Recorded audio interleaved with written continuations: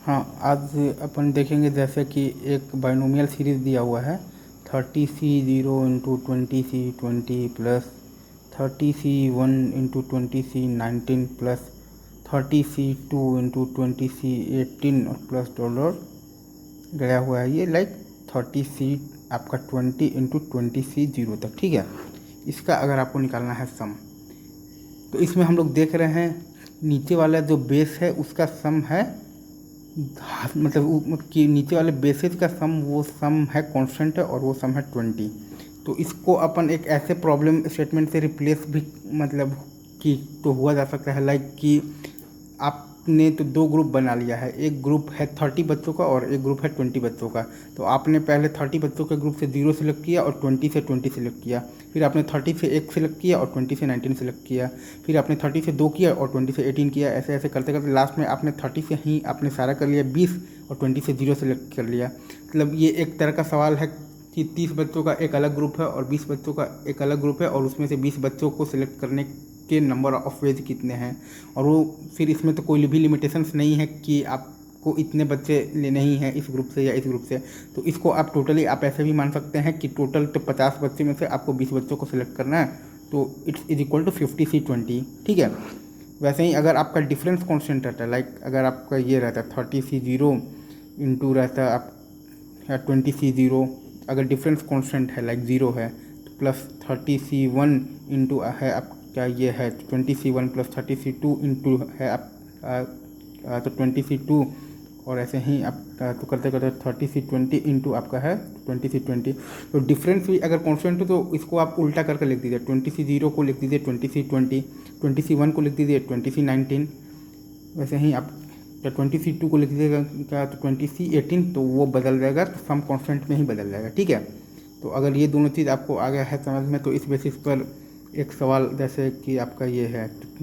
मान लीजिए 20C0 × 15C15 और प्लस 20C1 इंटू है आप 15C14 और प्लस आपका है 20C2 × 15C13 dollar 20C15 × 15C0। तो इसका सम है मतलब कि आ जाएगा आपका, तो वही सेम कॉन्सेप्ट लगाएंगे तो आ जाएगा 20 + 15 तो 35C15, ठीक है भाई। नहीं समझ में आया तो एक बार रिवाइंड कर लीजिए, कोई खास बात नहीं है, परम्यूटेशन का सिंपल सा एग्जांपल है, ठीक है।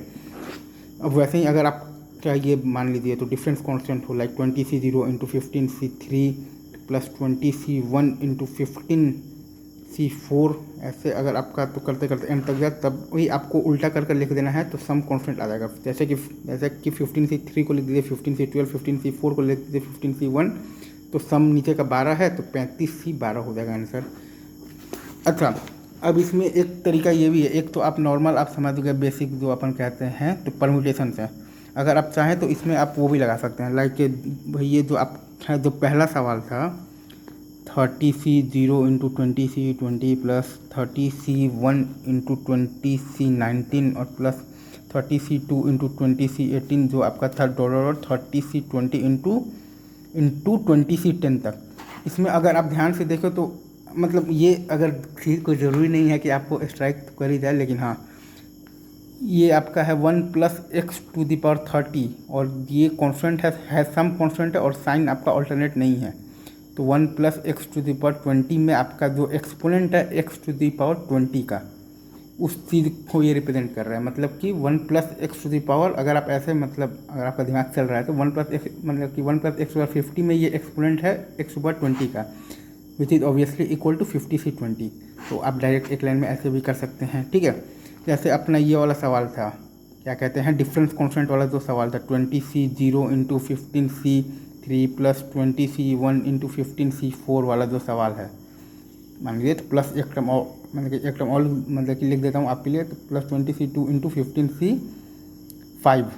फिर से 10 दोबारा सम आएगा, ठीक है। तो डिफरेंस कांस्टेंट वाला सवाल है, इसको भी अगर आप तो करना चाहें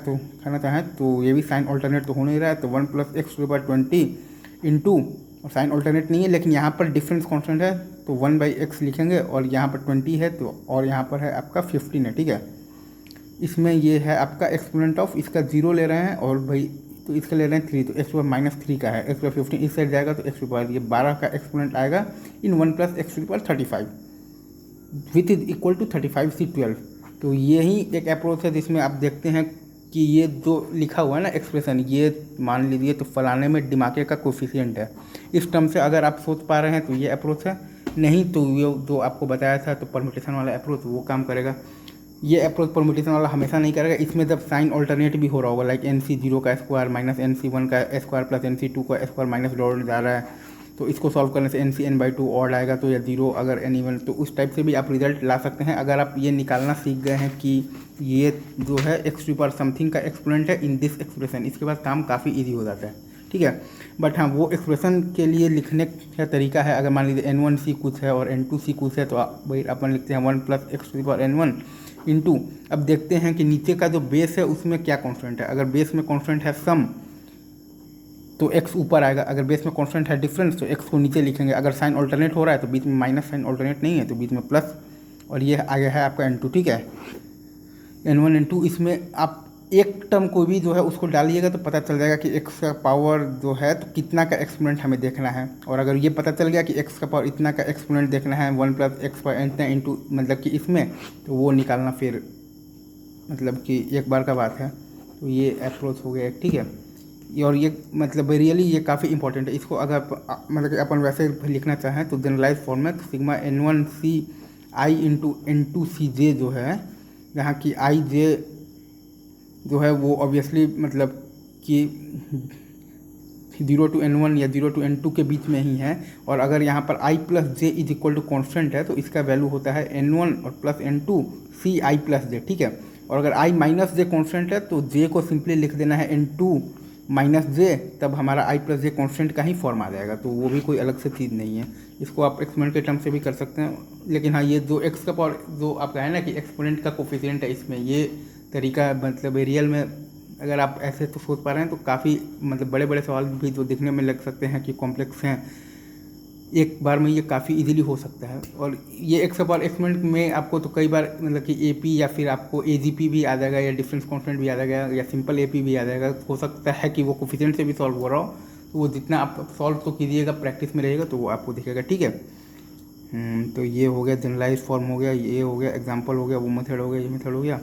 चलिए ठीक है, फिर बाकी की बात करते हैं नेक्स्ट वीडियो में, और वीडियो आते रहेगा। लाइक करें, सब्सक्राइब करें, शेयर करें। टाटा बाय बाय।